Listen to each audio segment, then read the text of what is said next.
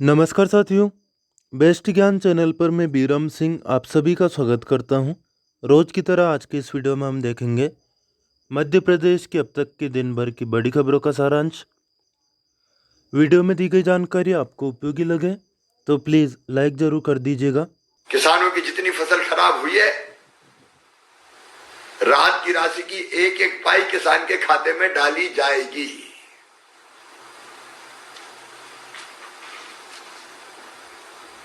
हमने हार्टिकल्चर की हितग्राहियों को भी फसल बीमा योजना की राशि 100 करोड़ रुपया उद्यान की फसलों की वो भी किसानों के खाते में डाली है। कोरोना काल में गेहूं की खरीदी करके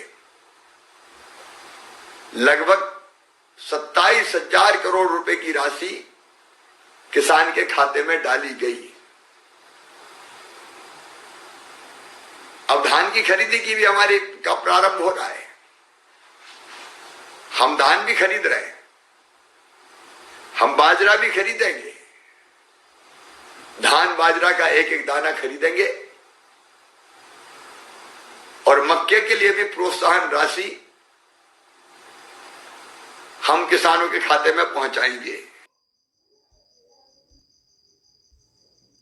मेरे बहनों और भाइयों, हमने ये फैसला भी किया है कि ग्रामीण गांव की जो जमीन है किसानों की है, गांव का मकान है किसान का, गरीब का, ग्राम वासियों का, उस पर भी उनको स्वामित्व देंगे, उनका हक देंगे, ताकि उस मकान और जमीन के आधार पर उसको गिरवी रखकर वो लोन प्राप्त कर सके और अन्य सुविधाएं भी प्राप्त कर सके। मेरे मन में ये विचार भी चल रहा है कि अलग अलग प्रकार की सब्सिडियां समाप्त की जाए और सीधे सब्सिडी की एक मुश्त राशि किसान के खाते में डाली जाए। कई जगह मुझे किसान मिले, मैं उस पर भी विचार कर रहा हूं। हम अनुसूचित जनजाति के किसानों को वनाधिकार के पट्टे दे रहे हैं, अनुसूचित जाति के किसानों को भी पट्टे दिए गए। सामान्य वर्ग और पिछड़ा वर्ग के मेरे गरीब किसान भाई, किसी का 100 साल से, किसी का 1.5 साल से, किसी का 50 साल से राजस्व की जमीन पे कब्जा है, खेती कर रहे हैं, लेकिन वैधानिक अधिकार पट्टे उनके पास नहीं है। हम नए नियम बना के जिनके पुराने कब्जे 50-50 साल से है और खेती कर रहे हैं और गरीब हैं, छोटे हैं, उनको मालिकाना हक उस जमीन पर देंगे। मतलब जिनका जहां पर कब्जा है उनको वहीं का पट्टा मिल जाएगा, लेकिन गरीब को, सभी के लिए। यह बात शिवराज सिंह चौहान ने नहीं कही है। यहाँ पर शिवराज सिंह चौहान ने एक और महत्वपूर्ण बात की कि बहुत सारी जो सब्सिडियां हैं जिनका लाभ भी किसानों को सही से नहीं मिल पाता है और कमीशन खोरी भी निश्चित तौर पर उनमें चलती है। आपने देखा होगा खाद बीज पर जो सब्सिडी मिलती है, कहीं पर तो किसान भाइयों को पता ही नहीं है, और जहाँ पर मिल रही है वहाँ पर कमीशन खोरी बहुत ज़ोर शोर से चल रही है। यहाँ पर एक और मैं सरकार से मांग करना चाहूँगा, नेताओं के ध्यान में लाना चाहूँगा। वह बड़ी बात यह है कि चाहे किसान हो या गरीब, गांव वाले खास तौर पर जितने भी लोग हैं उनके पास थोड़ी बहुत ज़मीन ज़रूर है, चाहे वह 1 बीघा 2 बीघा 4 बीघा हो।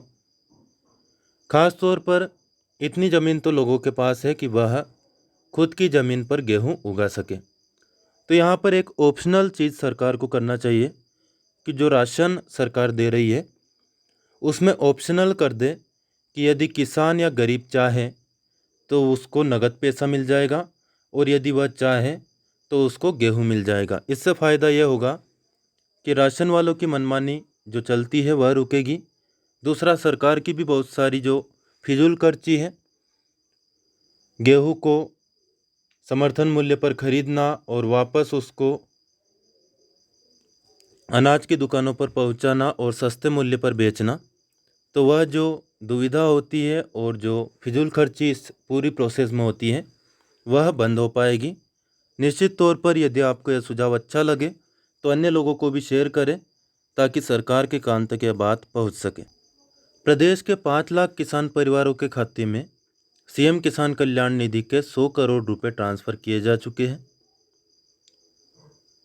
ज्योतिरादित्य सिंधिया ने हाल ही में, चाहे गलती में ही सही, लेकिन कांग्रेस के लिए वोट मांग लिए। डबरा में जो सभा हुई थी वहां का यह वायरल वीडियो है, आपने देखा होगा, नहीं देखा होगा तो देख लीजिए। मुट्ठी बांधकर विश्वास दिलाओ कि 3 तारीख को हाथ के पंजे वाला बटन दबेगा और कांग्रेस कमल के फूल वाला बटन दबेगा और हाथ के पंजे वाले बटन को बोरी बिस्तर बांध के हम यहाँ से रवाना करेंगे मेरे भाई। और चालू हाथ उठाकर अब 20 साल से जो चीज़ें रटा रही है वह जुबान पे तो आएगी ही। कहीं जिस प्रकार से सिंधिया जी ने गलती की उसी प्रकार से मतदाता भी गलती न कर दे। शिवराज सिंह चौहान ने जो बड़ी घोषणाएं की है हमने आपको वीडियो में दिखाया, संक्षेप में एक बार आपको फिर से बता देते हैं। मुख्यमंत्री शिवराज सिंह चौहान ने कहा है कि प्रदेश सरकार वर्तमान में किसानों को विभिन्न योजनाओं के अंतर्गत दी जाने वाली सब्सिडी की राशि उनके खाते में एकमुश्त अंतरित करने की योजना बना रही है।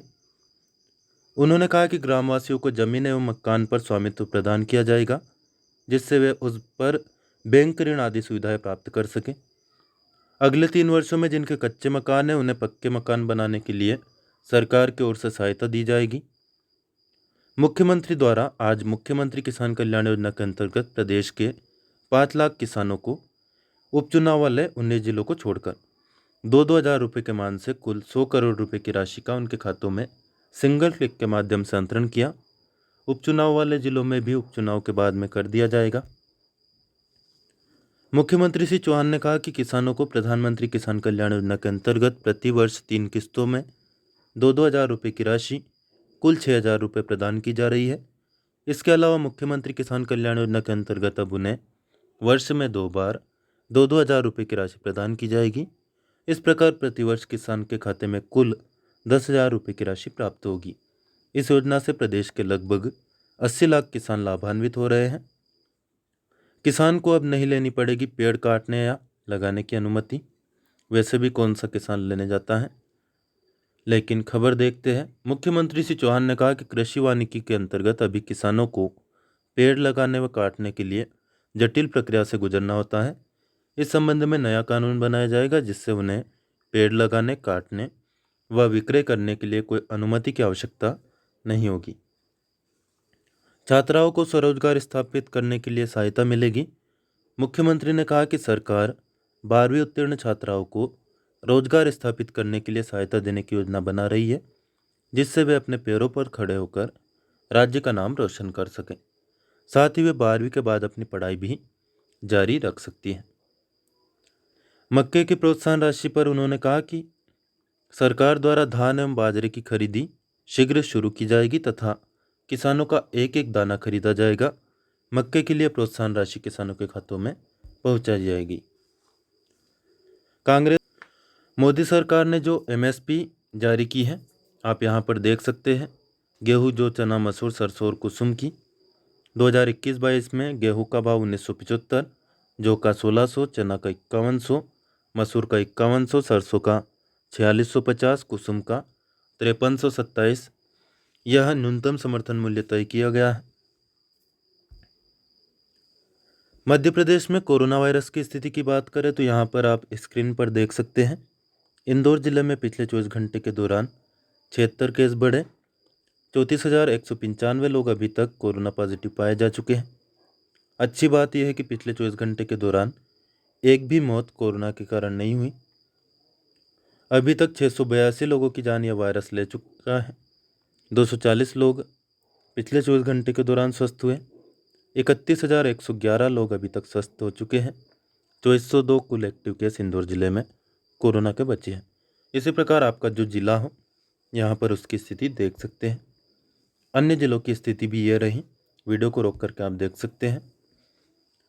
मध्य प्रदेश में 2 नवंबर की स्थिति में 635 नए केस बढ़े, 7 लोगों की मौत हुई, 868 लोग स्वस्थ हुए।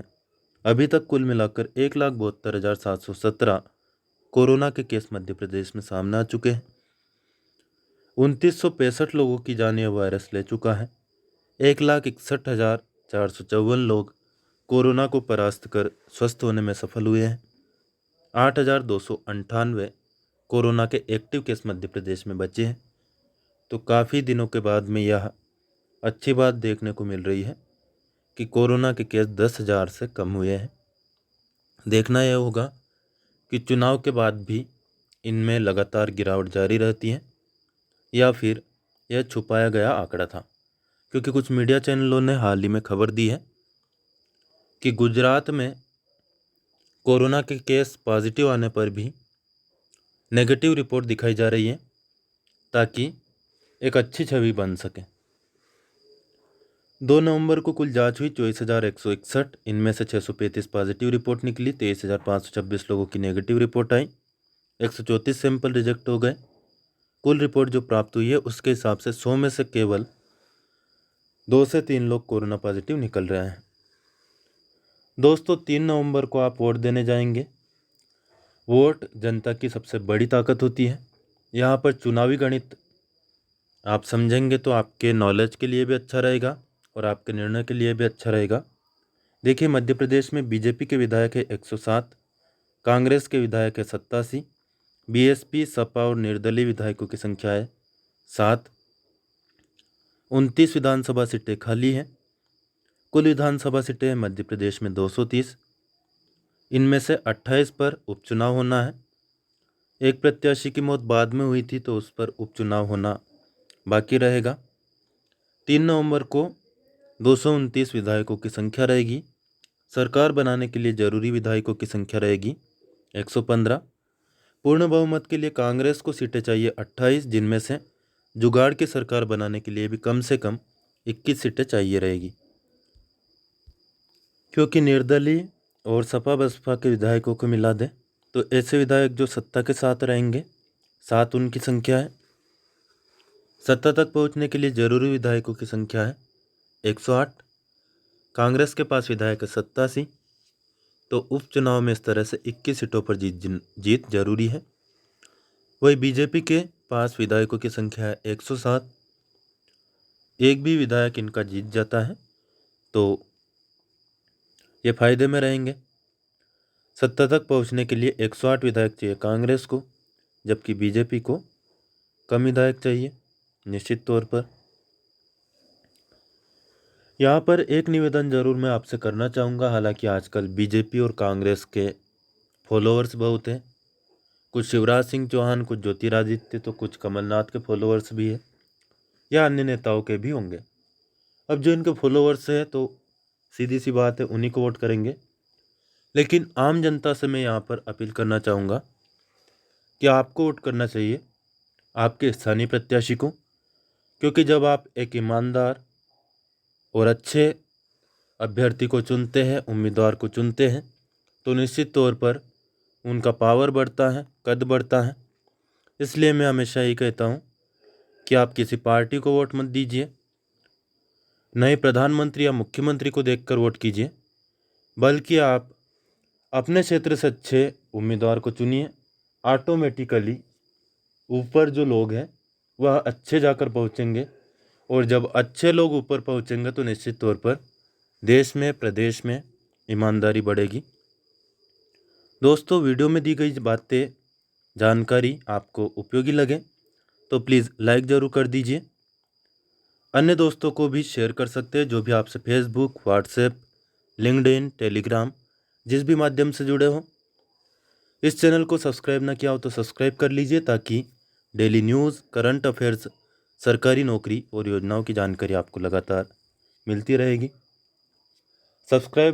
ऑलरेडी सब्सक्राइब कर चुके हो और बेल आइकन यानी कि घंटी का बटन प्रेस न किया हो तो वह ज़रूर दबा दें, ताकि जो भी वीडियो मैं आपके लिए अपलोड करूँगा उनके नोटिफिकेशन आपको यूट्यूब के ज़रिए मिल जाया करेंगे। कोई प्रश्न या सुझाव आपका हो, कमेंट करके पूछ सकते हैं। कोई सुझाव हो तो बता सकते हैं। धन्यवाद। जय जवान, जय किसान, जय हिंद, जय भारत।